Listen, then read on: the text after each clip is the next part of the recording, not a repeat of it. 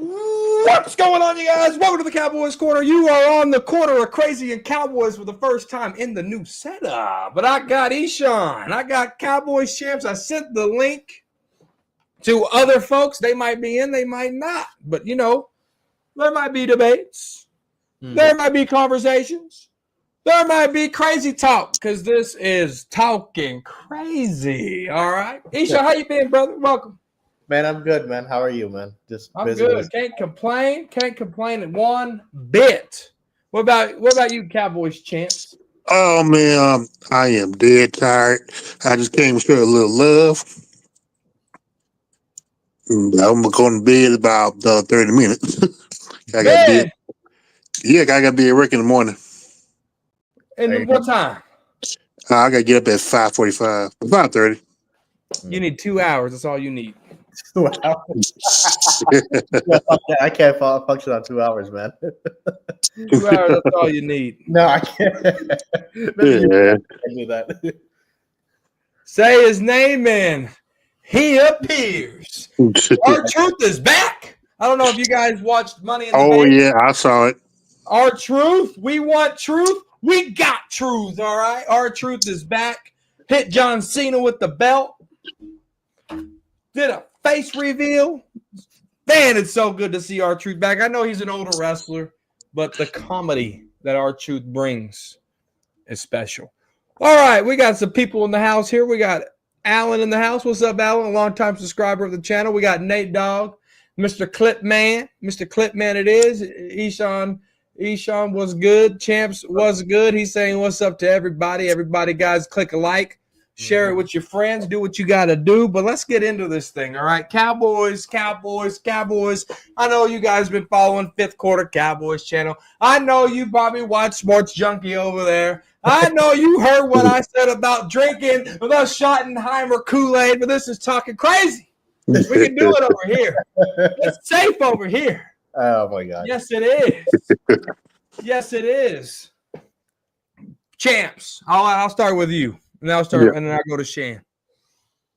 What does Schottenheimer have to do for you, champs,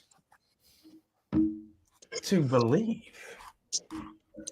He's going to have to offense run the ball, maybe 55 to 60% to keep that Prescott from screwing up. The longer that Prescott hold on to that ball and he during headlights, it's gonna be like the same thing we've seen the past 10 years. But he gonna have to run the ball, have more of a physical presence on offense. Also, cause I don't trust the defense as well, stopping the run. So you run the ball, control the clock, and then have the defense go after the quarterback. That's the only way. Okay. So Schottenheimer, what you're saying here, champs, if I heard you correctly, is Schottenheimer has to run the football, and Schottenheimer has to get Matt Eberflus and his defense to stop the run. Is that what I'm hearing? Correct. Okay, Eshawn. I'm in concurrence with Champs as far as because we've been hearing him say, that he plans to run the ball more and things like that. So for me, I really just want to see whether that's all smoke and mirrors right now, or whether that'll actually he'll actually implement that into the offense come the season. And bottom line, in order for me to believe on any aspect, whether it's Schottenheimer or whatever, but for the sake of the talk about him, we just have to win. We have to win football games. That's just the bottom line. And so I definitely do want to see him run the ball more, because that will keep the ball out of Dak's hands. But at the end of the day, we have to win. And we have to win football games consistently. And I need to see consistency week to week. I don't want to see blowouts like it was last year. So, like, even if we lose, if we're competitive, since he's a first-time coach, okay, it won't be necessarily like I won't be killing him to the degree if we were getting blown out. But at the end of the day, we have to win. And so that's what it is for me. No, I get it, guys. And let me tell you why I'm drinking the Schottenheimer Kool-Aid. Guys, I don't know if y'all paid attention to my Twitter the other day. There was a Brian Schottenheimer was mic'd up at OTAs, and he was talking to his players. He was hyping things up. You go watch his press conference. He said it starts with the coaches, and he says, what do I mean by that? He said we have to bring the intensity. We have to bring the energy. And if we bring that as coaches, the players are going to express themselves. The players are going to want to play at a high level. The players are going to hold themselves accountable. And so when you look at what Brian Schottenheimer is building, and I get it. I understand we haven't seen nothing yet. But what I have seen with Brian Schottenheimer is he hasn't lied to us. He hasn't lied to us. Coach McCarthy sat there and lied to us in the first 5 minutes of his press conference, saying that he watched every play of the Cowboys offensive turn, and come to find out he lied because he wanted a job. Brian Schottenheimer said, we're going to run the football. And what did Brian Schottenheimer do? He brought in Clayton Adams. Go talk to and I'm not talking to you guys. I'm just talking in general. You guys go talk to a Cardinal fan. I talked to a Cowboy fan, Kuiper. Kuiper is pissed that we picked up Clayton Adams because the intensity that Clayton Adams brings, what Clayton Adams is all about, the run scheme as the offensive coordinator. Sure, he's not going to call plays as the offensive coordinator, but he's in the building. Mm-hmm. He's in the building. And so that's big. Not only did Schottenheimer talk about running the running game and bringing in Clayton Adams, Schottenheimer brought in Connor Riley. He's the offensive coach, or excuse me, he was the head coach or the offensive coordinator for the Kansas State. All right. He's big on running the football. Deuce Vaughn wouldn't have got drafted if it wasn't for Connor Riley. Now, Deuce Vaughn didn't translate to the NFL because of his size. Totally get it. But a guy that size, the last time we seen it was a guy named who? Darren Sproles. Darren Sproles made a career. It's hard to play that size, and Darren Sproles is actually an inch taller than Deuce Vaughn. So Deuce Vaughn had the odds stacked against him, and it hasn't worked out. But the reason why he got there is because of Connor Riley. So now he said, we're going to run the football. He brought in Connor Riley. He brought in Clayton Adams. Then what did he do? He went and got with Will McClay. He went and got with Jerry Jones and Stephen Jones. He said, I need running backs. Rico Dowdle's a Panther now. Boom, boom, boom. I need a new running room. And what did he do? He brought in Javonte Williams from the Denver Broncos. Yes, he's been hurt. His first year, he had 900 yards. And after that, he's been hurt. They brought in Miles Sanders. There's a lot of reports. Fifth Quarter talked about him last night. The reason why he's getting brought up now is because there's a lot of hype in training camp. I get it. It's Olympic underwear Olympics, whatever you want to call it. I get that. But Miles Sanders is there. And what did they do? They drafted Jadon Blue, and they drafted Phil Maffa. So not only is the running back room a 360, guys, it's fixed. And you still got guys like Hunter Lemke still here, right? So when I say I'm drinking the Brian Schottenheimer Kool-Aid, when I say that, I mean it, because he hasn't lied to us yet. I can only go off of what Brian Schottenheimer is doing. And Mike, I'll send the link in a minute. And then let me see. Nate Dogg got 2 comments I'm going to address real quick, and I'll let you guys rebuttal if you guys want to rebuttal what I just said. Culture is defined by what you look like at your worst, Mike Vrabel. What was our record last year? 7. Did we win? Were we at our worst with injuries and with this and with that and with turnovers, and you had your special teams having more points than your offense at the bye week? We've been at our worst. And it didn't work with who? Mike McCarthy. The guy that stood at the podium and said, we weren't motivated enough. We weren't mentally ready to play these 49ers, right? And then Nate Dogg said he wants to play devil's advocate. Brian Schottenheimer was in the building with Mike McCarthy game planning. Jerry Jones stood at the podium in the introductory press conference with Brian Schottenheimer and said that Brian Schottenheimer would be in the meeting rooms shaking his head in disagreement with head coach Mike McCarthy. Brian Schottenheimer knew his place when Mike McCarthy was the head coach. Now that Brian Schottenheimer knows his place as the head coach, bringing in Clayton Adams, bringing in Colin Riley, bringing in these free agents, and then drafting these other running backs. Actions speak louder than words. And right now, for me, I'm on the Schottenheimer until he lies to my face. Week 1 shows up with the Eagles, and we have 15 rushing attempts. He lied. Mm-hmm. He lied, right? Until he lies to me, I'm on the Kool-Aid, drinking, Stone Cold. Oh, hell yeah. Give me some Kool-Aid for Brian Schottenheimer. Go ahead, E-Shot. No, the only thing, man, is like, look, I love the optimism. I appreciate the optimism coming from you.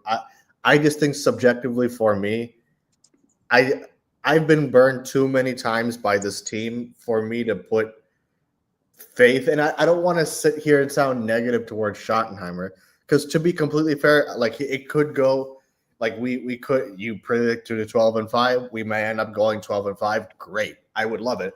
I want to give him a fair chance as a head coach, but I'm at the point personally as a fan where I'm past offseason hype, and I just want to see it on the field in order for me to when we see it on the field, whether we win games or we lose games, that I'm at the point where that's all I can judge, frankly, at this point, and what I will judge. And because I think right now for me, I'm just like, I'm up in, I don't think it could go good. It could go bad. We don't really know which way it's going to go because it's a completely blank slate of a team given that we have a new head coach and so on and so forth. So as of right now, for me, I'm just like, okay, I want to give him a fair shot as a coach, but can I say for definite, I have confidence? Not necessarily. It has nothing to do with him necessarily. It's just based off of the fact that we've been burned too many times, and I've got my feelings hurt too many times with this team for me to fully go all in like the way you're going all in with it. So it's more a subjective thing for me, and that sort of a barrier. As far as these acquisitions that we got and getting Javonte Williams and stuff, to be fair, I haven't seen him play, so I can't speak to the tape, but just the numbers that I looked at, and numbers are superficial, I get it, but it's not that impressive to me from a number standpoint. And I just don't like the fact that we just keep getting 1-year players. I just don't think you can really build a team properly that way. And so that's my only rebuttal would be that. That's kind of where I am with it. Yeah. No, I mean, Esau, you make good points.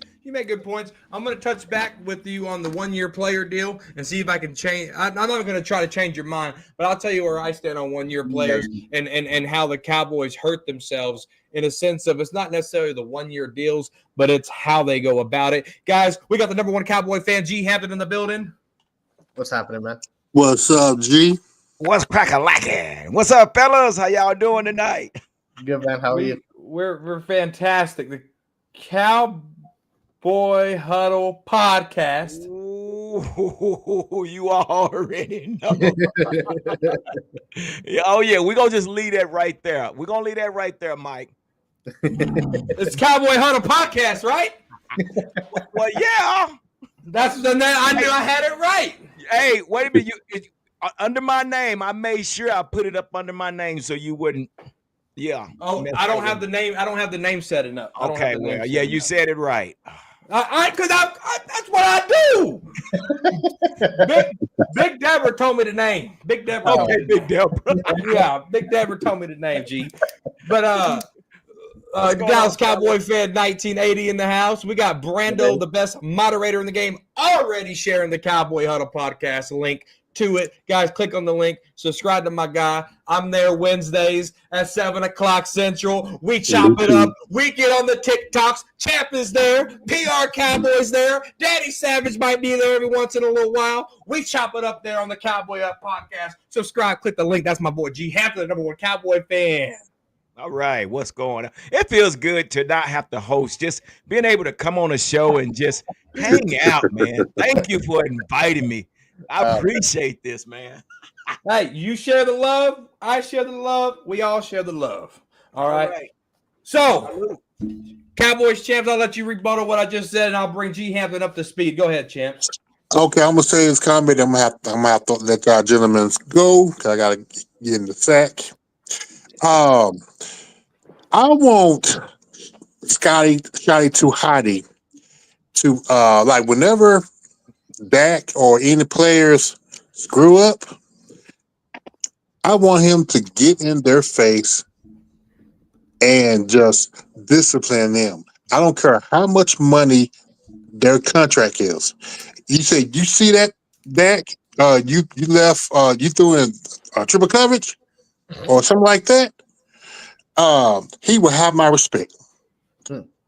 I mean, despite I want him to do this despite the general manager.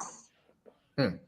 Because you talk about culture change, that is the culture change to put the onus on the players whenever if they cannot get the play right.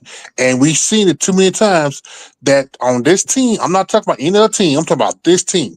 When players get their money, they become lackadaisious. They like, well, I already got my money. It's not my fault. Now, you got everybody on this team have to have accountability. And we have not had that in a long time. Maybe since 1993 Mm. or maybe went under Parcells for a little bit. But yeah, but we have not had a coach to put accountability on this team without Jerry Jones sticking his nose where it don't belong. Okay. Okay. Accountability. We're going to talk about it. You're going to be asleep. Watch the show back. I got it highlighted for accountability. All right, Champ. y'all Thanks have a for good coming night, on. man. Good show. I'll see y'all. I'll watch tomorrow. All right. Mike, before I get to you, I got to get to your super chat, and I got to introduce G. Hampton to this topic, and I'll get to you, Mike. But Mike right here, he just joined the show. He's got a super chat for us. We still need to trade for a defensive tackle. I already know it's not going to happen, but it's definitely our biggest need currently since we can't stop the run. Exactly. And Mike, I'm going to bring a topic to discussion about what Brian Broda said on 105.3 The Fan about the running statistics, and it really blew my mind. It really did. And you guys ain't going to know who the best run defender is unless you go Google it right now. But I got a shocker for you guys. But G. Hampton, what? Yo. I know I introduced myself of the Shottenheimer Kool-Aid drinker on your show the other day. I got a lot of flack from it from the homeboys that rock with me. Now, I don't know if you're drinking the Kool-Aid, G. Hampton, but if you're not drinking the Kool-Aid, if you are drinking the Kool-Aid, what has Schottenheimer shown you so far? If you're not drinking the Kool-Aid, what does Schottenheimer have to do for you to drink the Kool-Aid, G. Hampton? Man, you know what? I'm glad you brought that up because you know what? I was kind of leaning on this negative side. I really was. I was leaning on the negative side simply because I'm like, okay, we're talking about Schottenheimer. Well, let's compare him to Jason Garrett. Both of these guys never had a head coaching job. And it kind of sounded like we were just repeating the cycle. Okay. So it seems like we were repeating the cycle. So I'm like, oh shit, man, we not finna get anything out of this guy, Schottenheimer. Man, same old thing, different, just a different date, different time. Then I thought about Clayton Adams. I'm glad you asked this question. All this was going through my mind, man. And I'm like, well, Clayton Adams, oh hell, he was over at the Cardinals. What did he do over at the Cardinals? Not a damn thing, okay?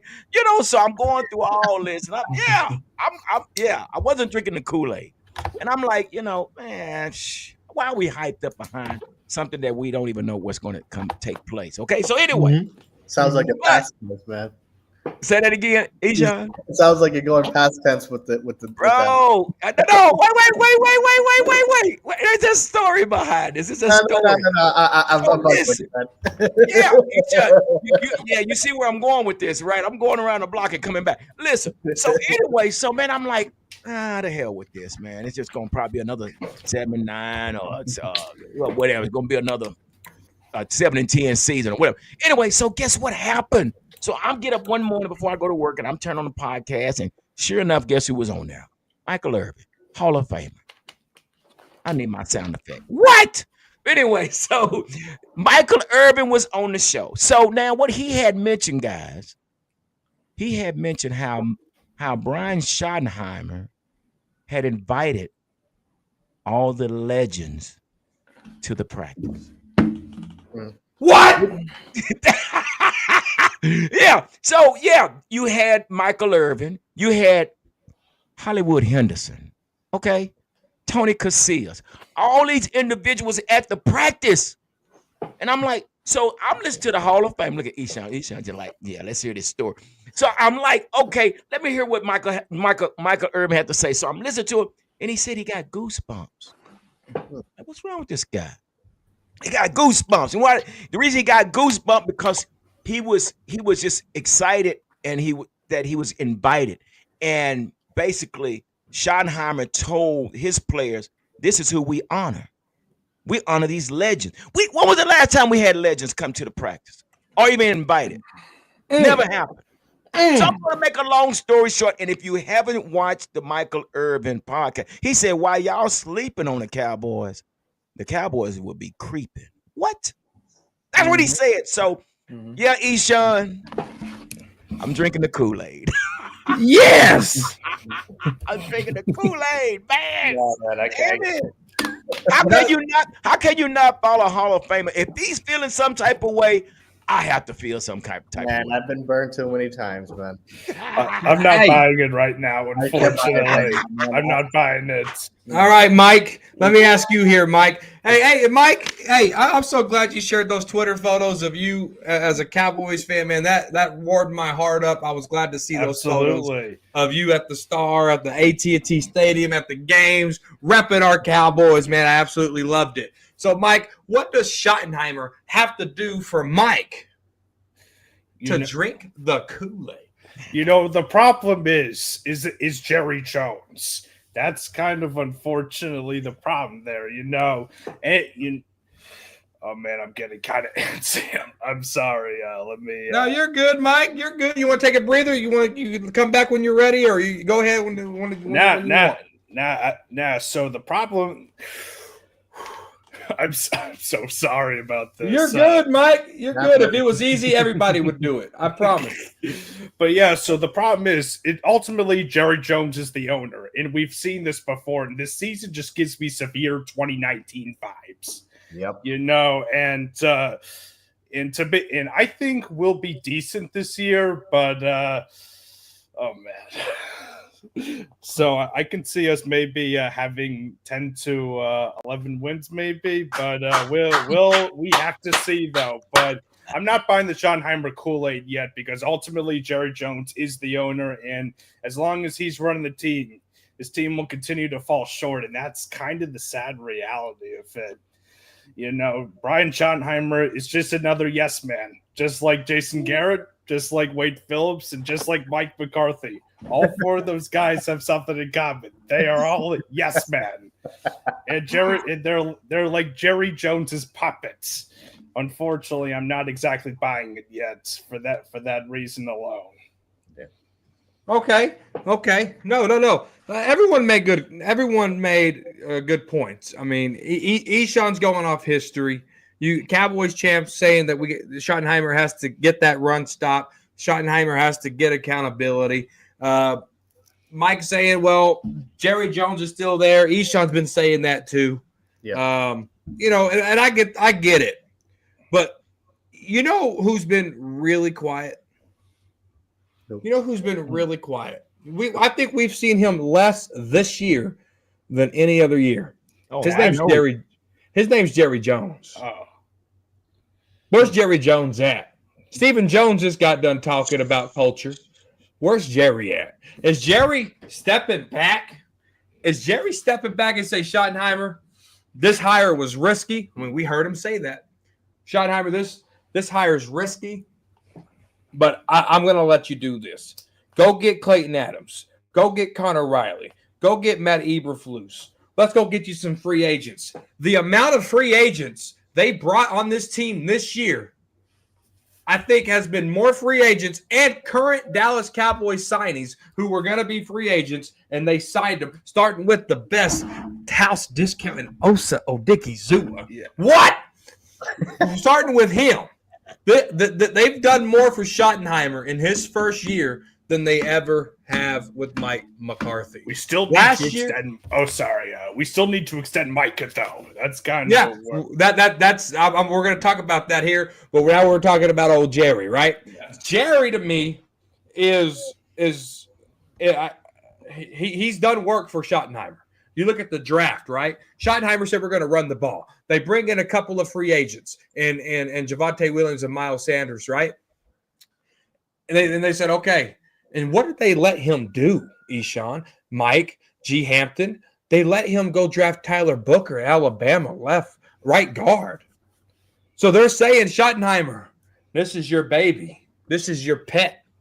Take care of your pet. Take care of your baby. We're going to give you everything you need.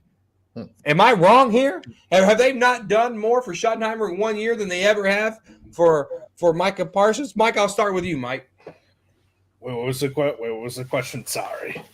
No, you're good. Am I wrong here to think that they've done more for Schottenheimer this year with how many free agents and how many Cowboy free agent players that they kept for Schottenheimer? Am I wrong to think that? It's kind of tough to say because we have to see on the field this coming year. Anything can happen in an offseason. Of course, we traded for George Pickens, but doesn't mean that. Oh my God, I'm sorry, but yeah. Yeah. No, you're good. You're good. So I'm so sorry for getting antsy. No, you don't do this every day, so I totally get it.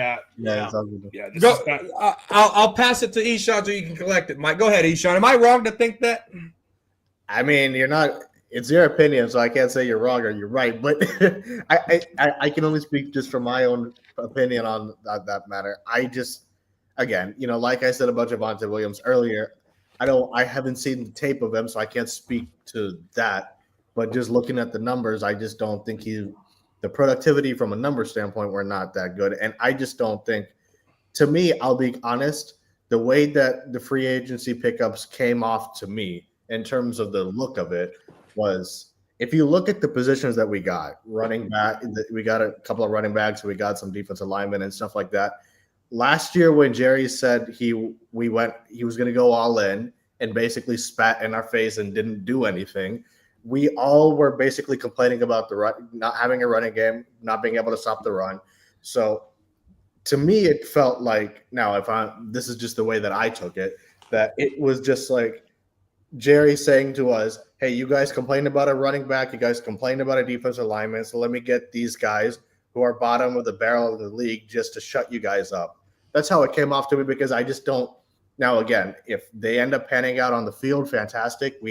Like Mike said, we have to see them on the field. Totally fair. I'm not going to discount that. But just based off of again, I can only go off of history. That's the only way I can judge it. So based off of the history from a number standpoint, because that's all I have seen with these guys, I just don't know how productive they'll be.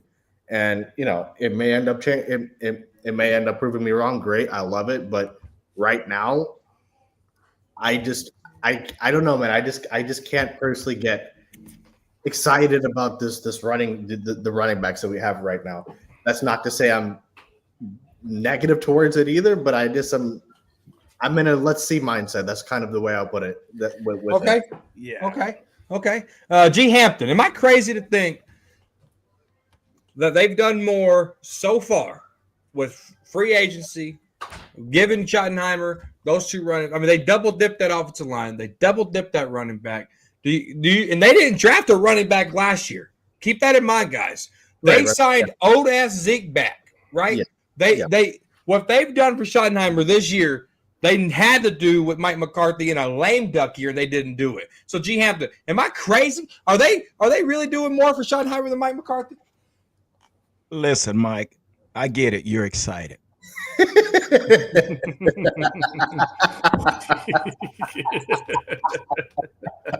I get it, it's no shade, Mike, because I'm excited too. But Mike, come on back, bro. What do you mean? Mike, What do you mean? Mike, Tell him. we're in helmets and shorts, bro. Yeah, man.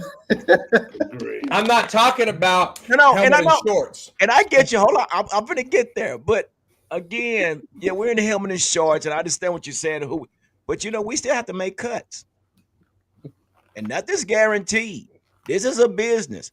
We like Javonte Williams, but who say Javonte Williams is going to stay? We like Miles Sanders, but who say Miles Sanders is going to stay? I mean, I get it, but it's still too early. It's still way too early. Will this Milton kid, will he pan out? We are evaluating him off of one game. Now, Robert Pickens probably the biggest thing that has taken place, and I think that was a Jerry Jones move. George Pickens. Yeah, George Pickens. I think that we know Jerry is good at making splash decisions, and this one here, I think Jerry has something. Somebody gave Jerry the keys to make this decision to bring George in, because he did say we got something brewing in the background. Anyway, but I don't think you're wrong for feeling that way, but to me, it's still too early. And yeah, we did draft a running back, but the running back fell to us in the 5th round because we didn't have a 4th round, remember? So Jaden Blue fell to us in the 5th round. So we lucked up, and not only with Jaden Blue, but we lucked up with Phil Maffa. And the only reason, and I love both of these guys, I really do. But the only reason Phil Maffa fell as far as he did is because he didn't work out in the combine or the pro day. So that was a steal for us. But again, to your question, I don't think you're wrong, but for me, it's still too early because we have to make cuts. We got Khair Elam, as we brought him a former first round. We got a bunch of former first rounders. So is that a good thing or is that a bad thing? We won't know until they get on the field. So we have to see it on the field. Absolutely. The thing we need is sorry. No, go ahead, Mike. Go ahead. The thing we need is a defensive tackle. We can't stop the run. And as long as that happens, we're going to continue to fall short. I keep preaching. We need to get that guy from Detroit, DJ Reader, I think is his name.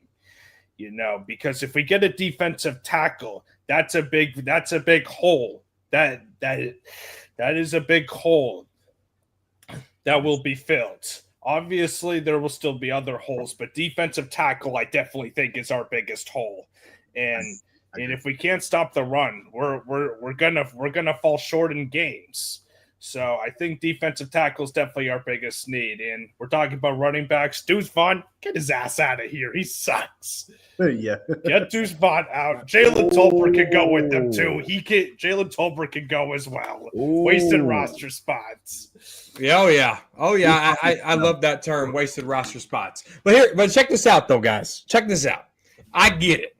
Rebuilding takes time, and I'm going to talk about rebuilding. I feel like, and this is no disrespect to anybody, I don't feel like we're in a rebuilding mode, and I'll explain it why here in a minute.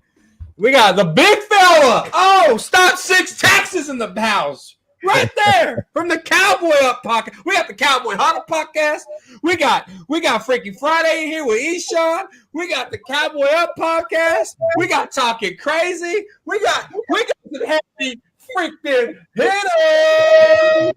Hey, I had to jump in because when G said calm down. First of all, shout out to the Godfather, G, #1 fan, Hampton. What up, G? What's up, big fella?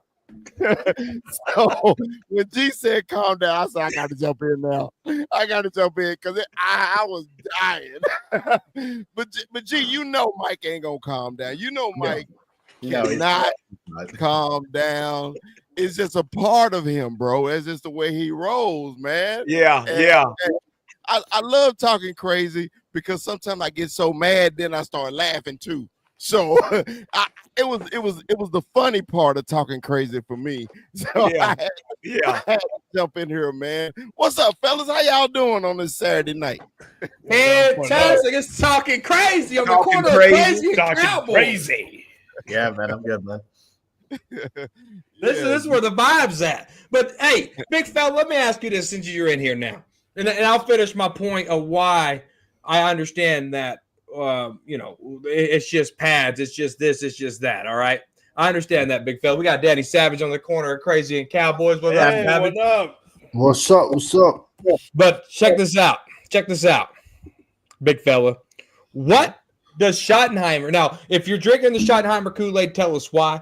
If you're not drinking the Schottenheimer Kool-Aid, tell me what he has to do for you to start drinking and believing. All right. Well, I got to preface it first because I wasn't a big fan of the hire immediately. I thought the Cowboys needed to make a splash, and it just seemed like, man, for the last 10 years we just been complacent at the head coach position. But listening to you, Mike, when you came on to the show, and it made me think a little differently. I was just like, okay, he is trying to change the culture.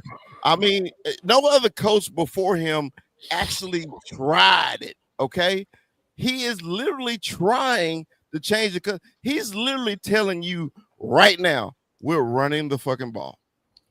Period. Boom. He literally, every action that he's done, he's telling you, we're gonna punch you in the mouth. We're gonna play football this year. And that's all Cowboy fans want. We want a little toughness, a little identity. And our coach is basically telling you what we're going to do. So in that express, Mike, I am slowly coming around to the head coach. I didn't say I was all the way there yet. I hadn't turned the leaf like you did on Dak. That's another story. But I am slowly coming there with our head coach. And hey, action. Mike McCarthy lied to us in the first 5 minutes of his press conference. Yeah, he did. Schottenheimer has not lied to me yet. Now, if we go out against the Eagles and only run the ball 15 times, he lied to me. Right? He lied to me. Yeah. Daddy Savage, what's up, brother? Nothing. Chilling. I apologize. I saw your text late. I apologize. Oh, no need to apologize. We're here. This is the corner of Crazy and Cowboys. It's talking crazy. Yeah, they talking crazy tonight. Oh, yeah. Danny, you ain't missing nothing. Yes. Hey, but check this out, Savage. And I know you don't drink the Schottenheimer Kool-Aid, so I don't got to ask you the two-faced question here. So I'll just get right down to it. What does Schottenheimer have to do for Danny Savage to drink that Kool-Aid? I know it's a tough toll, and it's been 30 years of nothing, but I'll say it once and I'll say it again. When you're a Dallas Cowboy, you have one standard, and that's the Super Bowl ring. Nothing else. Nothing else matters. You win the Super Bowl, your season was a failure. There's no moral victories in football. There's no moral victories in life. There's no moral victories in a fight on the street. You win the Super Bowl, the season was a failure. And I know that's big to throw on somebody, especially coming from Jerry and his 30 years of just, doing the same thing over and over again. But I'm going to be honest with you. I don't even think, me personally, I don't even think a good coach wants to come to Dallas anymore because they don't want to deal with the Joneses. And they pick their own yes men. We'll find out. We'll find out this year, but I don't know, man. It's tough. Okay. So G Hampton told me to calm down.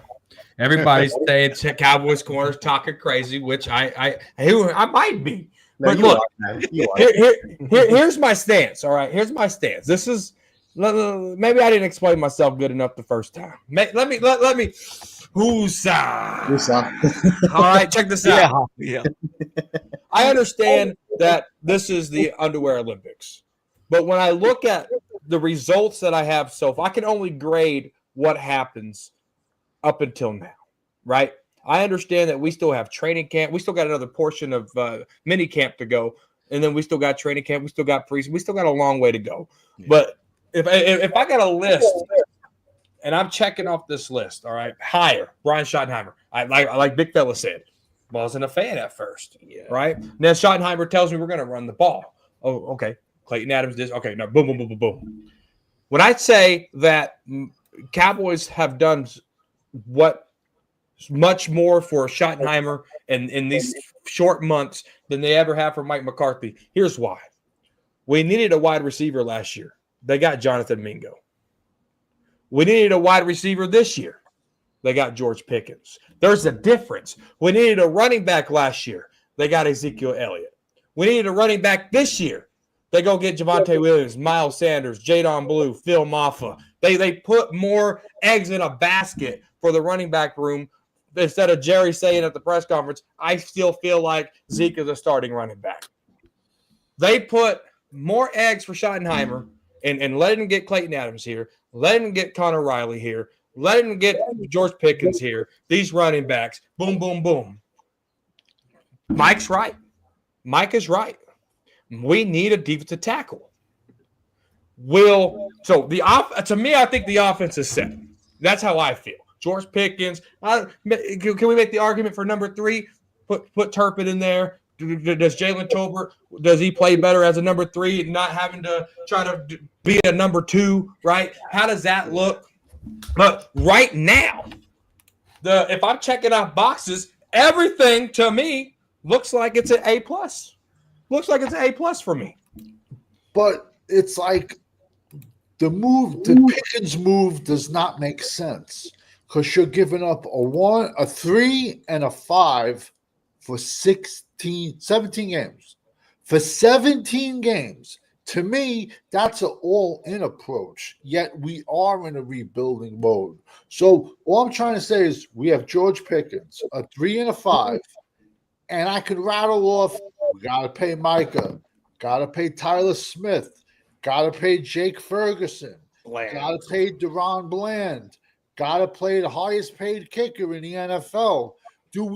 Is our fan base that delusional that they think we're going to have the highest paid player at every single position? It's comical. It was a waste of a 3 and a 5. As of next year, we only have 5 draft picks. So, Danny, real quick, Danny. So when you say maybe next year will be a rebuilding season, because no, we will not be able to keep all these players. And I'm going to tell you right now, there's no way we can do it. So I look at this. I'm trying to figure out when you say we rebuilding, at what position? I mean, to me, when I think about rebuilding, that means you got a new quarterback coming in with your new coach. You got a lot of missing pieces, but I think we got, as far as this offensive side of the ball, I really think it's more solidified. Maybe a little work on defense, but I don't see the rebuilding this year, but I can see maybe a rebuilding next year because, like you mentioned, all the players we have to play, and I'm sure we probably won't be able to keep all of them. So I think we need 2 safeties right off the bat, 2 linebackers right off the bat. That's 4. We need another giant in the middle. I'm up to 5 or 6. Our 2 defensive ends are 6'2", 250 pounds that are going to get run over for. So that's about Danny. 7. And now let's go to the offensive side of the ball. Let's be honest. Let's be completely honest. On the offensive side of the ball, we have a lot of question marks with both tackles. We have a question mark with Jake Ferguson. We don't know if he was hurt, he regressed, or he missed Dak that he was regressed. But as the team looks right now, offensively, okay, running back and wide receiver, but every other position you can, you know what I'm trying to say? You can get it. And I just don't see, does any of our fans think we're close enough to win the Super Bowl to give up a 3 and a 5 for Pickens? So basically, next year when we have 5 picks, then we're going to rebuild. Like, it's just, but Jerry, that's why. Jerry's a brilliant. The fans wanted to pay Dak. He paid him. I wouldn't say the fans want some fans. I wouldn't say a lot of fans want A Bland lot of fans paid. wanted him. Pay him. Fans want Micah paid. He's going to pay him. But him paying him doesn't include us winning. It's just the way he plays the salary cap game. I'm just saying to give up a 3 and I'm a big draft guy. That's why it bothers me more. But to give up a 3 and a 5 for 17 games schedule, you only do that when you're one player away to get you over that mountaintop. This is a 4-year rebuild. Let's be honest. We had the offensive line. Hold on. Go ahead, big fella. Okay. I was concerned with the Cowboys in the offseason because it seemed like they wasn't in the fight in the East because everybody kept improving their team except for the Cowboys. And we all said this, but going into the year last year, the Cowboys needed a running back. But they started that committee shit. And then they finally gave the ball to Rico and saw what happened. Okay. So we going into the season this year. We said we need a receiver. We thought we was going to get a receiver in the draft. We didn't. So, big fella went crazy on TikTok talking shit about the organization. And what did Jerry do? He go get you a receiver. Okay. Now we're talking about money and draft picks. I don't give a shit about that right now. All I care about is 13 to 14 wins, us getting in the playoffs, us getting to the NFC Championship and the Super Bowl. I can care less about the future right now because everything we asked for, he did go do. And that's why when we lose, he sits back in his booth and laughs his ass off. We've been 30 losing. years of nothing. We've been 30 losing. years of nothing, yet we're the highest ranked franchise in the world. Doesn't that tell you something? Danny, Everything Jerry touches turns to gold, except Danny, a Dallas thing. This is my thing. What do you want him to do? He did exactly what we asked, okay? Because we wanted this. Only thing that we asked that, of course, Cowboy Corner disagree with was the quarterback position. Okay. Let me ask you a quick question. One quick question. Would you rather have George Pickens or Ndamukong Suh at defensive tackle in the middle of the line? I'd rather have George Pickens. You want old Ndamukong Suh?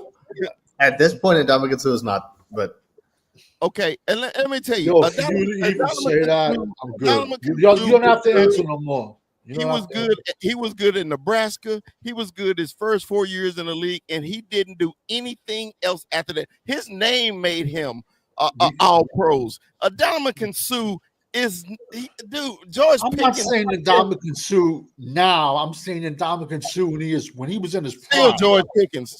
George Pickens. Okay, listen, do me a favor. Why would you time out? Why would you bring how does that scenario make sense in this team right now in 2025? Because the team needs a giant defensive tackle to stop the run is much more. So bring me a current defensive tackle that makes sense now in 2025 instead of a 10-year ago has been. So I think he's talking about talent. He's talking about talent, though. I think Danny's just talking have about Pickens than Ndamukong Suh in his prime. That makes no sense to this scenario. That's a big hypothetical. He's just telling us what the fans wanted, and Jerry got him. So you want Ndamukong Suh to go in a time machine and play for the Cowboys this year? I said that. If Ndamukong Suh was in his prime versus George Pickens now. Next question, Dallas Cowboy Chris. How many games have you watched of George Pickens? How many games? I can honestly tell you every one, and let me tell you why. Because my best friend is a diehard Steeler fan. So we watch games together. So I've seen every game George Pickens has played, okay? In the NFL, not in college, in the NFL. And I literally told him this last year, literally out my mouth. Give me George Pickens on the Cowboys right now. Give him to me. I want him because they would throw him the ball. But you don't think he runs lazy routes? You don't think he quits on routes? No. You don't think that or no? No. He did with the Steelers, man. It was You showing. cleaned it up though. Did you see the Steelers offense last year? Okay, I did. So let me explain it to you. This is what the Steelers did. Run. Oh, it's long distance. Hey, let's try to throw a lob ball to George Pickens. And then if he don't catch it, oh, he's lazy. Come on, bro. I'm glad you just said that. You watched the game. Has Dak ever been a 50-50 throw the ball up in the air kind of never. quarterback? Never. He only time he Hold was. on, one at a time. He was is when he had Dez, because Dez was a 50-50. He and Dez could never get on the same page. He and Dez never got on the same page. Older Dak is going to get on a page. Now, no. Listen. Number one, not only that though, guys, we got to look at Mike McCarthy's offense. It was outdated. It was terrible. True. I mean, how are you going to throw a 50-50 ball when the man don't have enough time to throw the ball downfield? I mean, it was terrible. And I was a big candidate for Mike McCarthy, but we saw what happened. That the game has changed, and his offense was stale. It was outdated. So we couldn't expect him to throw a 50. And we're talking about we're trying to put Brandon Cook as an outsider. He's a slot receiver. What 50-50 ball is Brandon Cook going to get as the Z receiver? It's not going to happen. Now you got a true number one receiver playing on the opposite side of CeeDee Lamb. Now, more than likely, that's more of a threat. When Brandon Cook played the wide out, they didn't respect that. They still double team CD. Now, say what you want, say what you may, but I guarantee you, George Pickens is definitely going to be a threat for this offense. That's just my take on it. I understand what you're saying, but now you can throw the 50-50 ball. Well, hold on. Was George Pickens the number one guy over there, or was he a number two guy? He was the number one guy. He was the number one. Oh, he's gonna thrive over here because we're not asking him to be the number one guy. You got here. two number ones. Right. We're not asking George Pickens to be number one over here. The weight off the shoulder is not there for Pickens. So that's even better. Yeah. Exactly. Go ahead, Eshawn. No, the only thing about look, I like getting George Pickens, man, but I didn't watch him enough with the Steelers to comment about that, whether he quit on routes or whatever. I just think, man, I like Pickens, but like I said earlier, I just don't like getting one-year players, man. I just don't think you can consistently build a team like that. That's just me as it pertains to George Pickens on that side of things. And yeah, so I mean, that's it really. I mean, I like the move. I don't know how it'll make Dak better. I'm not saying it won't make it better, and it definitely improves our chances on offense. But for 17 games, I just don't know how lucrative a move like that is if you're only going to get him for one season. That's just so let me ask this question real quick. So how much different is this when we brought in, let's say, Deion Sanders? How much different is it when we brought in Ken Norton? How much different is we brought in big players back? The reason I like it because it's a splash. It's a splash move. We never brought in Ken Norton. He left us to go to the San Francisco. Not Ken Norton. Let's go with Charles Haley. That's what I meant to say. Charles Haley. We sent a second and a fifth round draft pick. But again, it was a big splash when we did what we did. And we got results out of it. I understand what you guys are really going to compare Charles Haley to George Pickens. No, we're not comparing, bro. We compared. Guys want George Pickens over Ndamukong Suh. These are instances. These are instances. Hold on. Savage. True. Did you want a number two wide receiver on this team or not? Yes or no? Simple yes or no. I would want everything number one on this team. Yes. No. Not number one, number two. Did we need a number two wide receiver on the team? Yes or no? Yes, but we had bigger needs. Okay. We had bigger needs. That's all I'm saying. Yo, we have like it's his opinion, y'all. I mean, y'all get up off of Danny. Opinion. But we have 30 guys on this team on a 1-year contract, and you're making moves like. Bro, I'm going to laugh when Dallas is the last place in the NFC East this year. Why would you laugh? Are you a Cowboys fan? Why would you laugh? Because our fan base. Listen, when I went and started this whole YouTube thing, I realized why Dallas Cowboy fans are the most hated fans in the world, because they could have signed a guy with an 82-year-old man with a broken leg, and they'd say, "Yeah, we're going to the Super Bowl." They're just He's right. That's us. Yeah. True. Cowboy fans are not realistic. Dak Prescott can throw 4 interceptions. Nobody will say a word. Well, I don't know. Wait a minute. I don't say that not now. all of us, but like 99%. Not all of us, but most of the Dallas fans. YouTubers will say it. He could do no good. Look, how about Boss Man Fats? He killed a girl this morning, man. You talking about drive-by? Well, yeah, he has 2 souls on his conscience.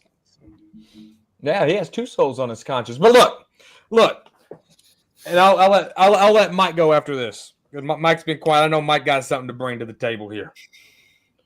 What I can only go off year by year. I don't want to go off scenarios of Mike Dick, like Mike Ditka playing for the Cowboys in 2025, right? I don't want to go off that scenario. What I do want to go off of is what's happening now. We needed a number 2 wide receiver. We got the number 2. Do we like the compensation? I don't know. If he leaves in 2027, we'll get the comp pit back. We have 5 draft picks now. We'll get some comp picks next year for the free agency that just left. It's a cycle on how the Cowboys do it. Right now, we're looking at the 5 draft picks as if that matters right now. That doesn't do anything for me. I don't even know where we're picking at next year. Are we picking number 1 overall? Are we picking number 32? Are we picking in the middle? Draft picks to me are irrelevant right now because I don't even know where I'm picking.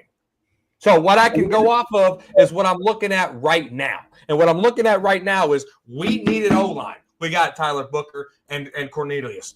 We needed running back. We go get Jadon Blue and Phil Maffa. The only thing that they haven't addressed right now, and Mike has been pounding his fist on the table, sending super chat to super chat, is defensive tackle. Exactly.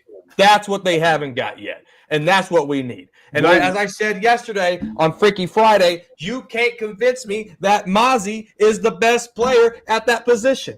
And Matt Eberflus, if he watched all the tape and done his job, if Brian Schottenheimer watched all the tape and did his job, they know for a fact that Mozzie Smith is not the best player right there. So are they having meetings? Are they having discussions? Is there somebody else? Is there a sneaky need in the last 2 draft picks that we got in those big guys, right? Is there something there that replaces Mozzie right now? It better be. They better have something there, because if they don't do their job, it's only going to hurt them, and it's going to be insanity. We took care of multiple things, but we still got a glaring need at us, and that is the running game. And you know what's crazy? Brian brought us on 105.3 The Fan, said Malik Hooker was graded the best run stopper for the Cowboys last year. Brian At 72 grade, and that was PFF. That's ridiculous. So this running game on the defense side of the ball has to be addressed. Go ahead, Mike. So I think the George Pickens trade was a very good trade. It takes the pressure off of CeeDee Lamb. And going back to what we said about the draft picks, I would not be surprised if Trayvon Diggs gets traded after this season. There's the news saying, oh, he quit on the team, this or that. I don't think Trayvon quit on the team, but the problem is he's really getting up there in age. He's like, 26, 27 right now. He's going to be 28 next year. And I just feel like,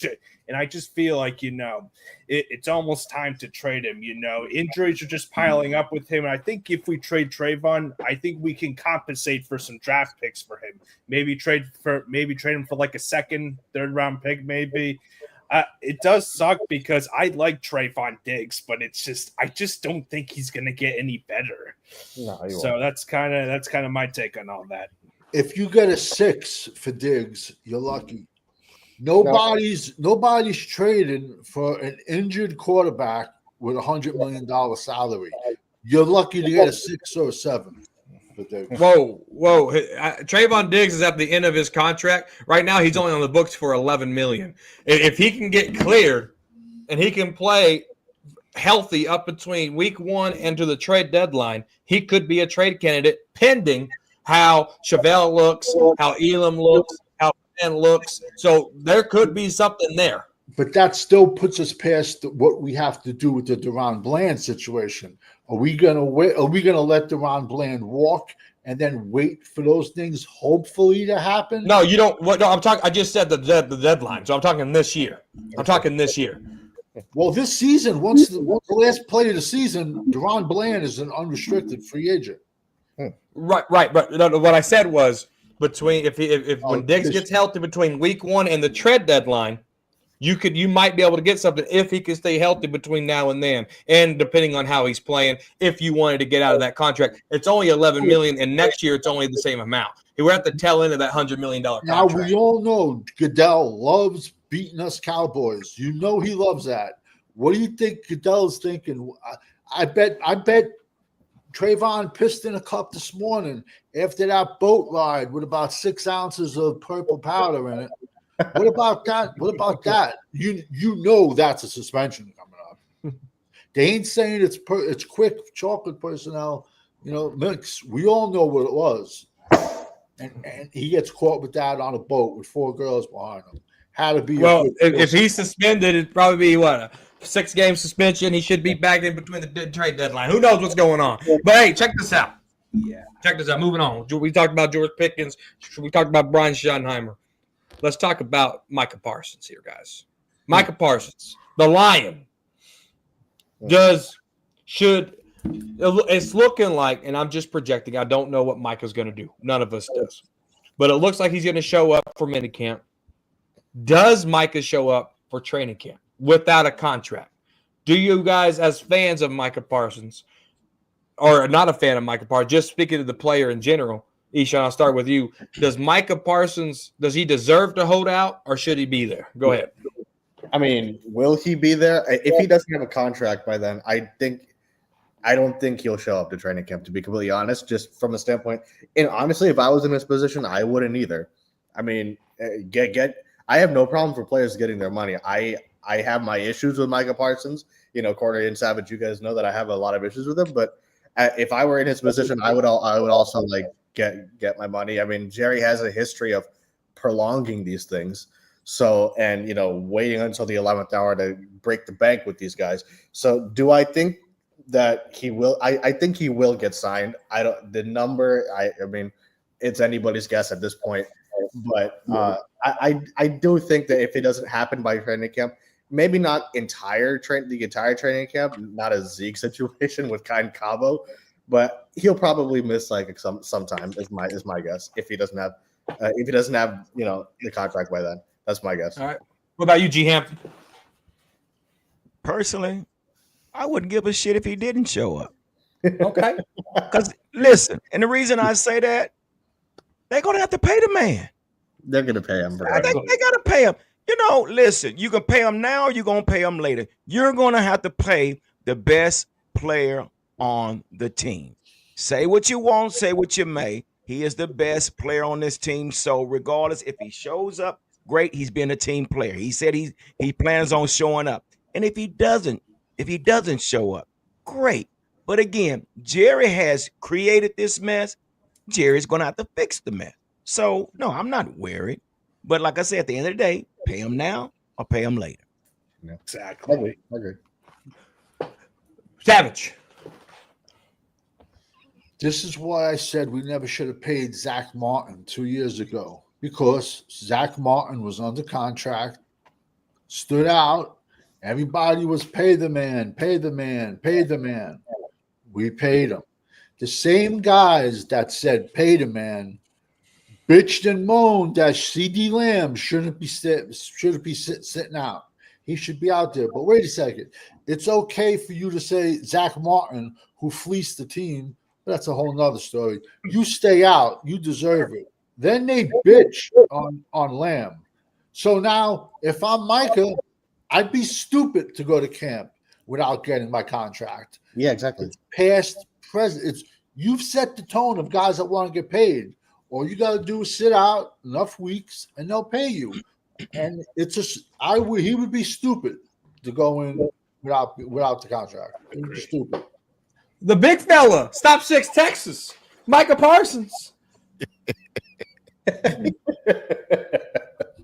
I'm afraid to answer because it's all doom and gloom on this side of the board. Hey man, be honest. Hey, G said it the best. It really don't matter. I care less. He can be there. He can come in the stadium an hour before kickoff in the first game. I wouldn't give a shit. I mean, I can care less because and let me preface this. Last year, before Micah got hurt, I was that proponent. Man, let's trade Micah. Let's get everything we can get for him because I thought his mouth was talking too much and he wasn't performing like he should. And when Micah came back off of that injury last year, and everybody knew we wasn't making the playoffs, but that boy played like his hair was on fire every snap. And it made me change my whole perspective on Micah Parsons. So now it's up to the Cowboys, like G said. Jerry created this problem, okay? Yeah. He could have solved a lot of these issues by signing these guys early. You knew what you could have done with the remainder of your money, but he didn't. He likes the 11th hour. Yeah. So he's going to do the same thing with Micah. Of course, we all know Micah's going to be the highest paid non-quarterback in the league. We know this, okay? And that's just something that the Cowboys got to deal with. But as fans, I'm happy number 11 is on my team, okay? Because at first I was like, get rid of his ass. He's talking too much. But that boy play on the field is nothing like it, man. And I'm not calling him fucking LT, nothing like that. He's Micah Parsons. Yeah, right. He ain't LT. He's Micah Parsons. And there's only one number 11. And I want him with that star on his helmet. So I don't give a damn what Jerry got to do. Real quick, check out the last 4 years stats of Darius Slay and Micah Parsons. A corner and a DN? Of Darius Slay. Darius Slay is a linebacker. He played for the Jets and in Philadelphia. Darius Slay is a corner. Wait, Darius Slay is a cornerback. What's the corner? Right. Darius Slay is a corner. Who's the guy that the Jets got rid of when he went to Philadelphia? Defensive end. Small kids, about the same size. You're talking about Bryce. What's his name? They tried. Philadelphia tried to. They tried to mock. They tried to mock Micah.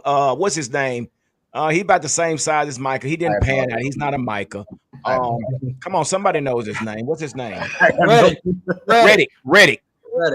Hassan Reddick. Yes. Yeah, Hassan Reddick. Okay. Look up Hassan Reddick stats versus Micah stats. Yeah, versus Dak Prescott stats now. G, can you give whatever's in your cup back to him? I don't know why. I speak the truth. You don't lie.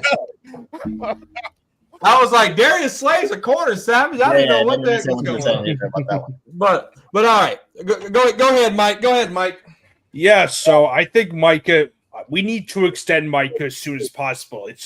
It's so annoying that we always wait till the last second to sign our players, and then it cripples us, and then it cripples the cap for the future.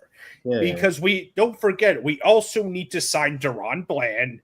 I think Deron Bland is going to be franchise tagged, but we need to extend Micah as soon as possible. I think Micah deserves his money. I know I've kind of been critical about his podcast and all that, but I think he's still a great player, and I definitely think he deserves his money. And I hope that he remains with the Cowboys for a long time. But like I said, it's just so annoying that we always wait till the last minute to sign our players. It's the Jerry Jones way of doing things. And it's smart because Jerry Jones makes, by not doing it, exactly. Dallas is in the news every single day. It's headlines. And then he signs them at the last second. Yeah, there's a reason he does it with every player. It's all about being the brand. So I pulled up Hassan Reddick's stats. He's been in the league since 2017. Micah has had double-digit sacks in his first 4 years. Hassan Reddick in his first 4 years he's had 2.5 his rookie year, 4 in 2018, 1 sack in 2019, 12.5 sacks in the COVID year of 2020. Then he goes to the Cardinals. He goes to Carolina, has 11 sacks, 16 sacks, 11 sacks, and then last year he had 1 sack. So, Yeah, there's a spurt in there Yeah, he's of Michael. 1, 2, 3, 4 years. There's a 4-year. But I'm getting at is if that 3-year spurt was on the Dallas Cowboys, we'd be calling him the Michael Parsons. No, we would not. No, Dude, A lot of our fan base would. No. He's proven it every year he's been here. He's proved he's the best defensive player in the league. You're joking, right? Yeah, one year. You rather have Micah than Myles Garrett? I would have. Yes. Man, no, Yo, I can't rock with that. I'm sorry. They're two different positions. They play two different positions, bro. I can't listen. I'd rather go talk outside with the bag lady. I can't handle this, man. Yeah. She may have more knowledge. The second you said you rather have George Pickens over Ndamukong Suh. Well, yes, right now I would because Ndamukong Suh is making TikToks with his wife and has been retired for 2 years. I said George when Pickens they were in their prime. So, yeah, but the hypothetical is crazy though. Well, because we need a defensive tackle, I could throw 1,000 other defensive tackles. I just threw out a very good defensive tackle. I fucking love this show. I'd rather have crazy. It is talking crazy. I fucking love the show, man. Exactly. Oh man. So what no one is talking about so far is that Micah disappears in the playoffs. That's another huge issue I have with him. That is a huge issue I have. Yeah, he has 1 sack against the Tampa Bay. Outside of that, what has he done in the playoffs? What has he done in the second set? What has he done in the second half of the season? True. Yeah. He wears down and towards the end of the season. That's been his problem. He's hunched over like he's eating bad trim. Like he's eating bad trim. He's an incredibly talented player. I could pull up a lot of clips. So y'all didn't see him at all last year at the end of the season. I can pull up a lot of clips of Micah giving up on plays, having his hands on his waist, hung over like he's tired. Hold on. Looking for that flag. Our fan base thinks that Micah Parsons is the only player in the history of the NFL that gets holding penalties. But he just stops when he gets holding page. Love the hand Holding penalties. Oh man. Well, but here's the problem with holding penalties, though. And there's a difference between Dez at the end of his career looking for PIs and Micah looking for holding. Micah has 1 holding call in the last 2 years on him. Do you think that's right, Savage? Do you think the referees have got that right? The referees, I've said this for a million years, the referees always screw us. If we don't beat someone by 10 points, we can never have a close game because we know we're gonna get killed by the penalty, by the refs at some point. So what down from Goodell. So knowing that, wouldn't that be fair for us Cowboy fans or Micah to say, dude, I'm fucking getting held here? Like, when the fuck are we gonna start throwing flags? I got 1 in 2 years. Okay, I get that, but did Charles Haley get flagged? And Charles Haley got held, right? DeMarcus Ware got held. Did anyone see them stopping? Do they have the track record? Well, the play's already done. Once you're getting held, you're already 6 yards, 7 yards from the play already. He does it in the middle of plays sometimes too, though, Carter. Thank you. Thank you. Like, he's an incredibly talented player. When we played up against Green Bay, it was like the first drive. He took himself out. Look, he's an incredibly talented player. The next day, he said he had 1 tackle, 3 hurries. The next day, he said, I played well. Good. I remember that, yeah. Yeah, you said he played I played good. Someone in that locker room should bust his fucking jaw. How about that? Okay, well, who did this when went on national TV like Tank Lawrence and said that we was fucking tired? And he should have been cut that day. He should have been cut. One at a time. Go ahead, big fella. This is what I'm saying. Okay. We know Micah has his flaws, right? But like I said, watch every game he came back after the injury. And then if y'all want to blame on you focusing on stats. He is changing the game. He was the only pass rush we had on the whole defense last year. The I'm only not talking person. about stacks. No, Stacks you at all. You won't brought up let me stats. finish. You won't let me finish. True. He is the only pass rusher the Cowboys had on defense last year. The only one. So when you go and you say he didn't get many stats, dude, he is getting double, triple teams and held, and nobody else is creating pressure. But then you still want to blame him for not getting to the quarterback. We always talk about this team game shit, but you always go back to the individual. What are the other individuals on defense that can get to the quarterback other than Micah Parsons? I would be happy with Micah just stuffing the run. But he's not a run stopper. He's not a run stopper. That was DeMarcus Lawrence's job. How do you think Micah Parsons is versus Hold on. Danny, hold on. Hold on. Stop. We got to stop because they both have different roles. That's why they had DeMarcus Lawrence on that strong side. He was the run container. You had Micah as the pass rusher. That's just the way that was. Yeah, like you said, like Big Fella said himself. They triple and they double teamed him to where when they ran at him, it made him look bad. Again, man, we can keep going round and round about this. He took over for Tank Lawrence's spot, who was stopping the run. And then we put Micah there. And if you're a big physical tackle, Micah, he gets the shit slapped out of him. Well, he's 6'2". He's 6'2", man. Okay, if there's a video out there, he's working out with Myles Garrett.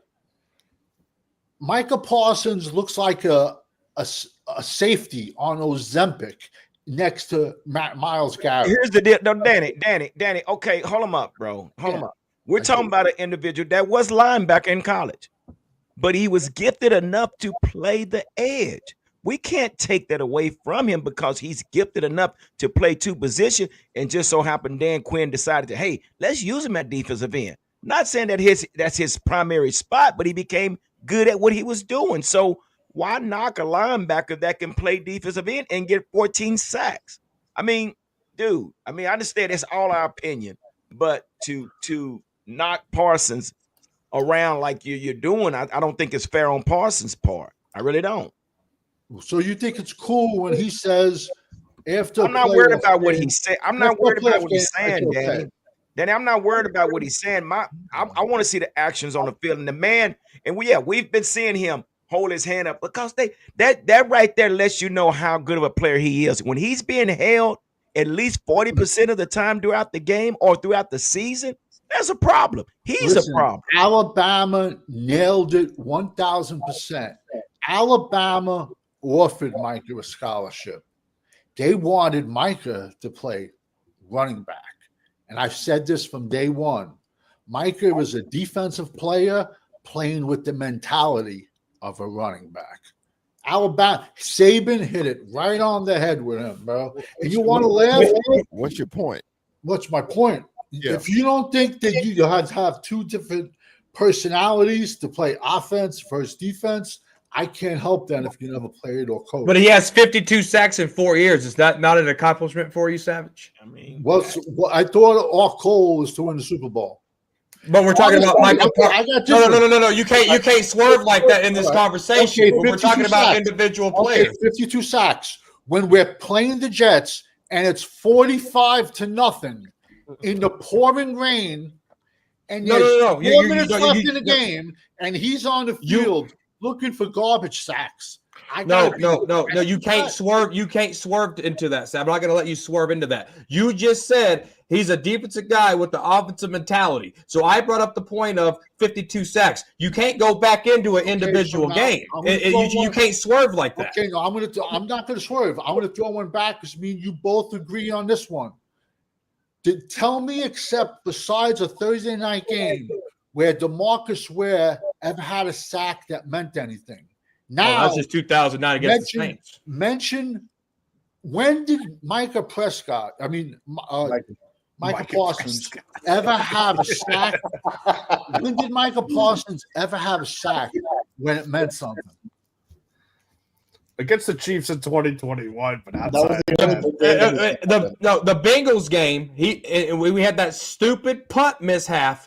Micah Parsons gave everything he had in that Bengals game, and Micah was a disruptor in that game. And we lost that game last year because of the guy wanted to touch the damn ball.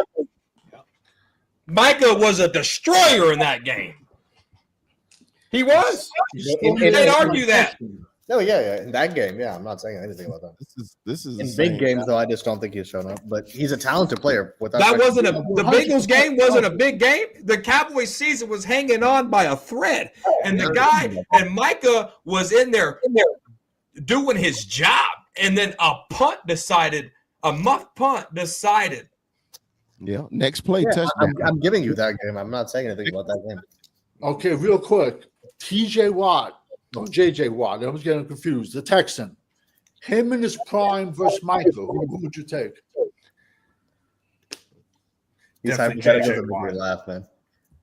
I'd say JJ Watt. I'm asking the big man in the middle. Well, you're the same guy that said Zach Martin was fleeced the Cowboys, so I don't know how to answer this. Since I would go with who I like better, I would go with Micah. It's just my opinion. Micah. Now, don't get me wrong. JJ is a first. TJ, JJ, AJ, EB, ABC. Lakers in 5. He gonna be in the Hall of Fame. He's a Hall of Fame player. So let's do this. Yeah, since he's gonna be a Hall of Fame player, I'm gonna say TJ Watt for your satisfaction and your hat. So you say because I said Zach Martin fleeced them. Name me one player from the Great Wall. I'll give Zach 1992 over John Geeson, the right guard. Who in 94 or 95, 93 and 95, who does Zach Martin start over on the Great Wall of Dallas? Name me one offensive lineman. Gogan, because Gogan played guard. Gogan played offensive tackle. He started at tackle. They moved him to guard. Eric Williams was the right tackle. Center. And Nate Newton was the other guard, and Tourné was the other guard. I'm an offensive lineman. Shit, I know. Bro, no. Well, actually, Tourné was a defensive lineman for 5 years. You won't answer. You keep deflecting. You asked me a question. Yeah. I answered the question, and then you want to deflect. No, bro. Look, bro.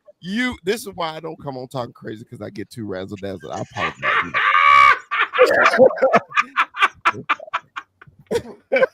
Bro, if there was a national poll of 1 million sports fans, and they asked you the same question I would do, you would be the only one. So hold on, time out. So hold on. No, so what was the name you gave, big fella? Gogan. Okay, Savage, your question was, he answered the question. So what do you say about Martin starting over Gogan? What about 1995? No. You answered the question. He answered the question. Absolutely. So does Zach Martin start over Gogan? He doesn't. Why not? At all.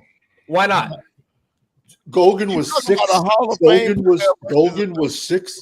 That don't mean nothing, man. Kelsey's going to go in the Hall of Fame because they want all the Swifties there. See, the fact that you just brought up the Hall of Fame is a joke. Yo, everyone's saying Aaron Donald is generational. Well, hold on, time out. He's going to be a first inductee. Where are we going with this? I'm trying to talk to him. Where the fuck are we going with this?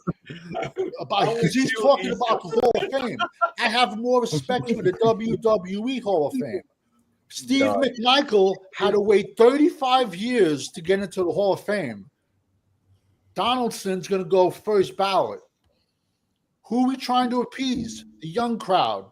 Joe Klecko, defensive lineman, all pro with 3 different positions, waited 35 years to get in. But Aaron Donald, he's going to be first round because we want Kelsey, he's going to go in. We want all the Swifties. We need 29 million girls in the crowd with their iPhones. That's the Hall of Fame. But now, so who? They'll show up at the game. I don't know if they'll show up at Canton. Of course, just to get a glimpse, they will. Who does Zach Martin start over at 1995? A Super Bowl team? Yeah, Super Bowl team. Our Yeah, the last Super Super Bowl Bowl team. team, 1995. Who does Zach Martin start over then? It don't matter to you because you got the right answer, right? No, I'm asking you. I'm asking you. It's turned into a comedy station. I'm asking you. I'm still starting Zach Martin. At what position? I will start him over Nate Newton. Hey, okay, this is what I'm saying, bro. Okay, I know you like to ramble and go different directions so people will forget your point. Okay, because you never make one. So I'm gonna come back to you. Okay, I'm saying Zach Martin is a top 3 all-time Cowboys offensive lineman, and you're telling me he wouldn't start over anybody on the Super Bowl champion teams is not a true statement. I gave the 1992 team a nod. He would have, not the 93 and 95. Okay, well, that's your opinion, and my opinion is different. Okay, that's perfect. But All right. also So- saying that, Miles That's Garrett's a scheduled better, TJ program. Watt's better, all these guys. And to get back to Nate Newton, I've seen Nate Newton level Charles Haley when he played on San Fran. I seen Nate Newton destroy Jerome Brown, who should be in the Hall of Fame, but he died in a car accident. But the Hall of Fame don't matter, remember? I see You said the Hall of Fame don't matter. I saw Nate Newton. I'll tell you what. I'll do you what. You could buy a whole new set of Michigan shirts. I'll bet you $1,000. I will iPad it. I will send it to Cowboys Corner, $1,000 tonight. If you can show me 5 clips of Zach Martin, because when I think of first ballot Hall of Famer, I want to see you taking future all pros, because everyone basically that Zach Martin played against are not eligible for the Hall of Fame. But I bet you $1,000 to show me 5 videos, 5 clips of Zach Martin ever ragdolling a guy, taking him 5-6 yards down the field and dumping him. The floor is yours. I'll Apple pay him $1,000 right now. Your call. So how can I show you on somebody else's show? No, I'll send my $1,000. I'll send my $1,000. Hey, hold on. All I have to do right now is Google Zach Martin highlights, and the first 5 fucking plays is gonna be pancakes. So Against no. I said future Hall of Famers. Bullshit. You take half of it, Mike. Send me the other 500. No, you're talking out your ass. I said he has to be playing. He has to be playing. He has to be playing. He had to do those to a Hall of Famer. Time out. Guys, you are on the corner of Crazy and Cowboys. This is Talking Crazy. We are back in the studio right here. Hell yeah. We got Freaky Friday in the house. We got Eshawn. We got the Cowboy Huddle podcast with G Ham, the #1 Cowboy fan. We got another member of the Cowboy Huddle podcast and Freaky Friday and Daddy Savage. We got the big fella with the Cowboy Up podcast with Mikey and Mondo and the big hitters over there and Rue. Formerly of the Cowboy Huddle. Don't forget that. And formerly of the Cowboy Huddle. And then we got Mike, the best moderator and gifter of the channel right here, guys. This Hell is yeah, Crazy yo. on the corner of Crazy and Cowboys. All right. So we got to change the subject, betting money and doing all. It's not that serious, guys. It's just opinions. All right, let's I have no idea where let's get into the last I want my let's get into the last topic here, guys. Let's get into the last topic. Let's do it, man. I want my money. The last topic is whatever you want it to be, Eshawn. Man. What do you want to bring to the show? What you got a topic? You got any questions? What are you projecting? What you got? Talk to me. No, the only thing, look, I'm going to sound like I'm preaching to the choir and I'm saying the same things again and again, but at this point, this is just what it is for me. I love all the optimism that all you guys are bringing. We're all Dallas. At the end of the day, we're all Dallas Cowboy fans, so we got to keep in perspective that, like, listen, it ain't that serious. It ain't that big a deal. We're all Cowboy fans at the end of the day. At this point, we have absolutely this is the one thing we all got to realize. Not all of us on here, but Cowboy fans in general. We have no control over this football team, guys. We're just fans at the end of the day. So we can come up here and say, "Oh, we're going to do this, that, and the third." Doesn't mean it makes for a great show, like talking crazy. I fucking love it.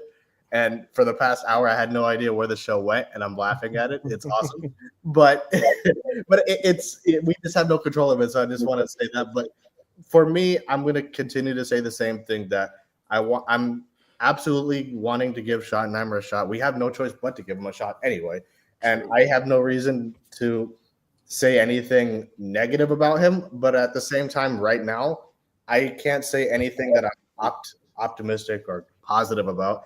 Just because we haven't seen up until we see it on the field, I can't put my faith in anything with this team because personally, as a fan, I have been burned too many times. I haven't even seen a championship in my life, and I'm sick and tired of not seeing a champion. Same. So I'll be 28 in November. Porter and I are both Scorpions, man. But it's Scorpio power. Yeah. And I have not seen a Super Bowl in my lifetime, and I'm sick and tired of that shit. And it's annoying. It's frustrating. It's annoying. I'm sick and tired of not having seen a championship with the team that I love. But I just think we at least I love this team with all my heart, but I just cannot. I've been burned too many times, man, and I just have to. I'm at the point, Frank, candidly, where unless they show me something consistently, if we end up going 12-5, I'll be happy. I'll love it. If we make a championship, I'll be happy. But as of now, I'm not gonna. I don't do any of the predictions or anything. But I'm just at the point where I have to see it to believe it on any aspect of this team, and so I'm interested to see the way the season will play out. I think we also got to realize it's a completely blank slate of a season. So we have a new head coach, we have a new defensive coordinator, so it's a completely blank slate from top. And so that's, you know what I mean? So I think I'm interested to see what Schottenheimer brings to the table, whether he will run the ball like he's saying he's going to run the ball, whether Eberflus is going to, improve this defense the way that corner. I know you think he's going to improve this defense. I absolutely am very curious and optimistic about that, but let's see. I'm literally that's just it for me. Let's see what happens, but well, hopefully it all pans out for the best. That's the only thing I can really say. G Hampton, the number one sports fan. Yeah, man. Woo! I think next Saturday I'm going to hand out red cups to everyone.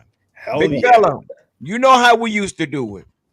Yeah, everybody going to have solo cups next Saturday. Anyway, so let me talk about this, man.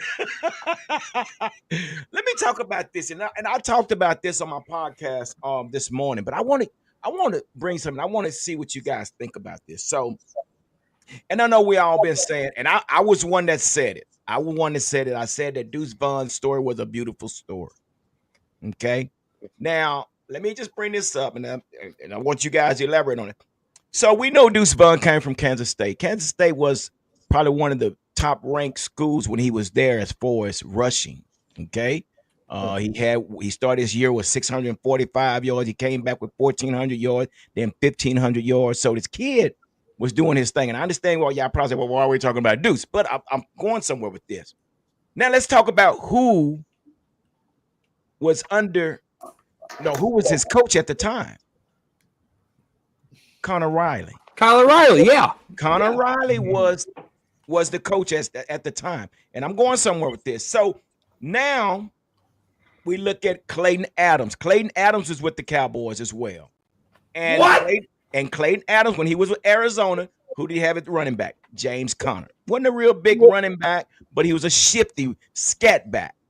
And if you look at all these running backs that we do have on this team, pretty much majority of them are scat backs. But I say that to say this. Who on this team knows Connor Riley's scheme better than Deuce Vaughn? So my question is, do you think Connor Riley will go to bat for Deuce Vaughn, knowing that what he done at Kansas State? Now, I know it's probably a hypothetical question, but again, think about this. Who do you want to go first? Whenever you get done, to say whoever you want to go first. Go ahead. And I just want you to think about it. So let me ask you, do you think Connor Riley keeps Deuce Vaughn, or is there a place for Deuce Vaughn, or do you say that story is over? We can start with Mike down below. Let's start with Mike. What do you think about that? Knowing that Connor Riley now is here with Dallas, and knowing what Deuce Vaughn did in the past at Kansas State, do we keep Deuce Vaughn, or was it still just a beautiful story? To be honest, I think it was just a beautiful story. You know, the problem with Deuce Vaughn is he's very undersized. And I just don't think we know how to use a player like Deuce Vaughn. Yeah, to be honest, I think it was just not. I think it was nothing more than just a feel-good story. And let's just be honest: if Deuce Vaughn's dad was not working for the Cowboys, I don't think Deuce Vaughn would be on the team right now. That's kind of my take on it. And you're right, Mike. But again, now he did. Can we say it was? Is it fair to say that he just didn't fit Mike McCarthy's system, because you're trying to take a 5'6", 174-pound running back and run him up the A gap? I mean, who does that? Now, when you look at Connor Riley's scheme and you look at Clayton Adams, it's more of a stretch. It's more of a screen passes. So that's why I think it may work in his favor. So, but again, I understand what you're saying, but it's just a question I'm asking, knowing that Connor Riley is here. So, big fella, what do you think? I think it's both, though. I think it's because his dad's here, but I agree with you on the coaching change. I was a fan of the Deuce pick, but I just thought Mike McCarthy just used him terribly. It just seems like he give him the ball 1-2 times a game, and then he's deactivated the next game. I mean, because we never really got a sense of what Deuce can really do in a game, because he was behind Zeke and he was behind Rico. And then they try to bring Dalvin Cook, and he was always deactivated. So how can we say what Deuce can do if we don't never see Deuce? So I know a lot of people say he's a wasted roster spot. I don't know how. It's a lot of people on the 53 that don't play or are inactive. So you don't say they're wasted. My whole thing is give him the ball and see. Yeah. Danny, what do you think, Danny? Was the coach you're talking about, was he at Kansas State last year also? Yeah. Check out the stats DJ Glennon's put out. 6'1", 220. We could have had him this year, but we didn't. Listen, I agree with you, man. Deuce in college, he was phenomenal. Very shifty. He had hips. Wasn't the biggest player. But he had speed. And it's amazing that sometimes what you see in college, it just sometimes don't transfer over into the pros. I agree with you said it's dumb to run him up the middle, but hey, when we paid Tony Pollard his $10 million to get healthy, all we did was run him up the middle. Yeah. I would say get him out in space, try to throw him a ball, but man, I just think, me personally, this is just me. I think Maffa's the number one back, and Blue is this change of pace, because that's how, or Javonte Williams, that's how it should be. It should be a big bruiser and then a scat back. And you can, if you get Lumpke, I honestly would rather have Deuce Vaughn on the team than Hunter Lumpke, to be honest with you. The fullback has been phased out of football. But I mean, but we're getting back to what I say too. You're never going to see someone's prime unless you see them with the ones. So when you see these guys playing, if you see Deuce Vaughn playing it with the threes in preseason games, we're not going to, you want to see his best, put him with the ones. That's just my opinion. What do you think, Eshawn? I personally think, I'm with Mike, honestly. I think it was a feel-good story. I mean, listen, man. And I just frankly don't think the Cowboys know how to use a player like him. That isn't to say that he doesn't have the talent. I'm not going to go that far. But granted, it might have been McCarthy, but in the 2 seasons he's been here, he's netted a total of 110 yards total, 40 carries. That's pretty bad. So I did, you know what I mean? And so, Yeah, But the big fella said the same thing. You know, it just they rarely used him. He never. Yeah. But now he's with a system that he's familiar with. This running game is going to be totally different. I can really attest to that it's going to really be different. So Cowboys going to Mike. What do you think about that question? Yeah, 100%. So it was. I'm gonna take you back. December 2023, Cowboys versus Lions. Jimmy Johnson inducted to the Ring of Honor, AT&T Stadium. The only two running backs on the team at the time starting was, and I was at that game. This is why this is so imprinted in my memory. Was Tony Pollard and Deuce Vaughn. Deuce Vaughn, I got to see in the back of the end zone as I was sitting there, so I got to see a lot of Deuce Vaughn in those reps. The NFL and the college, the NFL is a tick faster versus college. Yeah. And so when you look at Deuce Vaughn and you look at those mighty little legs, they're moving fast, but he's not getting anywhere. And you could try to move him to the outside, moving east to west. You can try to get him north to south. The NFL is just too fast for his style. There's only been one running back and he was an inch taller, and that's Darren Sproles, to try to do what Deuce Vaughn can do. And Darren Sproles played special teams. If Darren Sproles didn't play special teams, he wouldn't be in the NFL as long as he was. His best year combined catching and running was only 800 yards. That was his best year in Darren Sproles. So Deuce Vaughn, and this might sound ironic, but it's too tall for him. It really is too tall for him. He will not translate to the NFL. It's not. The odds are so much against him. It's time to move on. We got the likes, we got the retweets, we got the story out. We went viral. That was his moment. That was his career moment. Him going viral, not doing anything on the field. Okay, and that's just a question because I put that together. I said, well, damn, Cooper Riley is with Dallas. Who better knows the scheme than Deuce Vaughn? But it was good. It was a good question. Thank you for doing that, Danny Savage. What's up? What's up? You got a topic for the show? Are you going to give final thoughts? Final thoughts, just everybody just has to stay healthy, don't get in trouble, and wait till training camp starts. I can't get excited over helmets and shorts. Everybody looks good in helmets and shorts. So just like I said, nobody get in trouble, nobody get hurt, and pray for the best, but be prepared for the worst. It's like Eshan said, me and a lot of my friends that are my age. That's for me. We checked out. I'm being honest with you, because the Joneses don't want to win, man. They just want to make money, and it shows. But us, the fans, it's sad when when Dallas was down like 20-0 at halftime versus Green Bay. You saw Jimmy Johnson, man. Jimmy Johnson's like close to 80 years old, and he gave a more fiery speech than I guarantee you McCarthy or every single player in that locker room did. He gave out a fiery speech. That's something you can't coach. That's not something that can be made. That's something that can only come from inside your heart. But it's sad when the fans care more than the people that run the organization.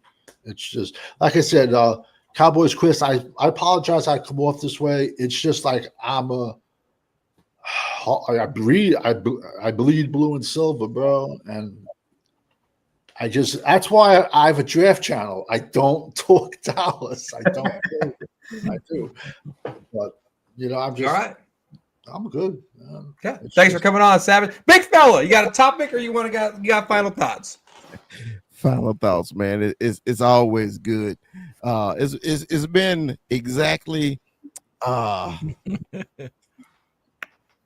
over a year and a half that me and G, the number one Cowboy fan, has actually been on the same screen together, and it felt good to be on the screen with G, man. Much love to the Godfather. I call him the Godfather because if it wasn't for G, the big fella wouldn't be doing no kind of podcast. He called me one day, hey, man, want to jump on the show? Let's talk about a little Cowboy football.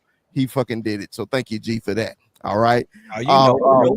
My final thoughts is Where do I send the video? I want my money.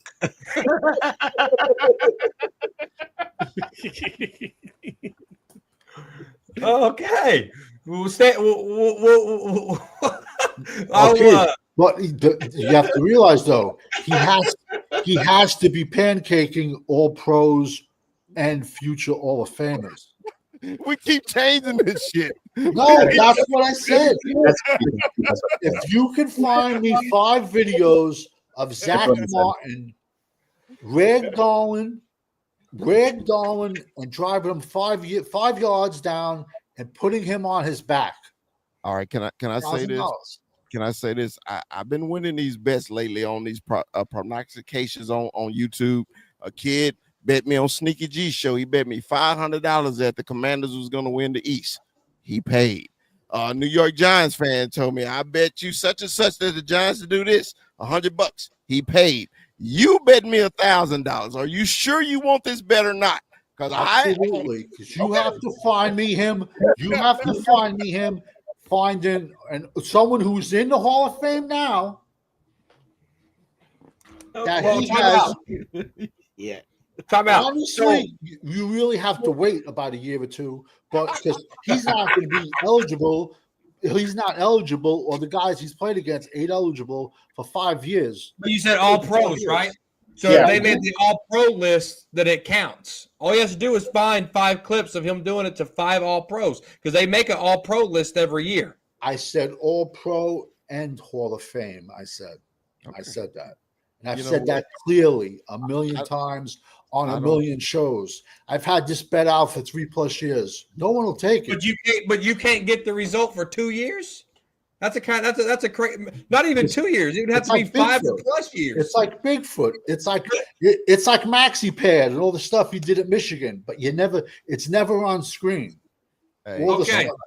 Mike, you ever talk about the winningest college football team in the history? 1,014 wins, brother. You cheer for who you cheer, and I cheer for Big Blue every day. Go fucking I like Blue. Michigan. So let me ask you a question. Let me ask you one question. Oh, in the last 3 years, who is Michigan's best defensive tackle?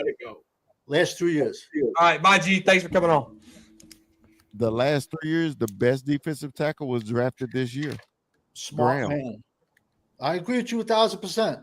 1,000%. Smart man. You got a kid, Derek Moore. I like this year a lot. All right, hold on. We got to get Mike. Mike, you got a final topic, or you got final closing, or you got a final topic? Absolutely. I'm glad to be on here. My apologies for being kind of antsy earlier, but kind of mellowed down, but yeah, so let me think about this. Oh man, I'm getting antsy again. But yeah, so but yes.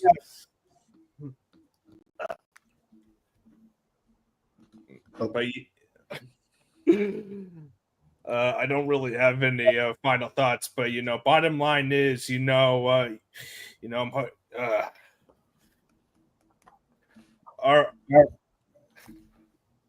got it, brother. You got it. Yeah. You got it. I'm so sorry. No, don't even apologize. I was calming down, man. So the final thoughts is, I'm glad to be on here. I'm gonna try to join these streams more often. Hopefully, I'll get out of this antsiness by doing that. So the final thoughts are we need to extend Micah. That's definitely something we have to do, and if we trade for a defensive tackle, I could see us being decent, but at the end of the day, I don't see us making it past the second round of the playoffs. We might not even get that far. This is the Cowboy cycle. We make the playoffs, or we miss the playoffs, or if we make the playoffs, we'll choke in the first or second rounds. We'll see what happens, hopefully things will go well with this team, and that's all I can say about that. My apologies again for being antsy. No, you don't. There's no need to apologize.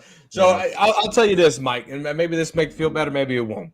11 years ago, in a few months, DeMarcus Ware got released. I put the laptop on my lap, I turned on the camera, and I made a video. You think that was a one-take video? I had to do that video like 5 times, and I almost didn't post it. Catch Up 2011 was the original name, and then it became Dallas Cowboy Football News, and it came Cowboys Corner.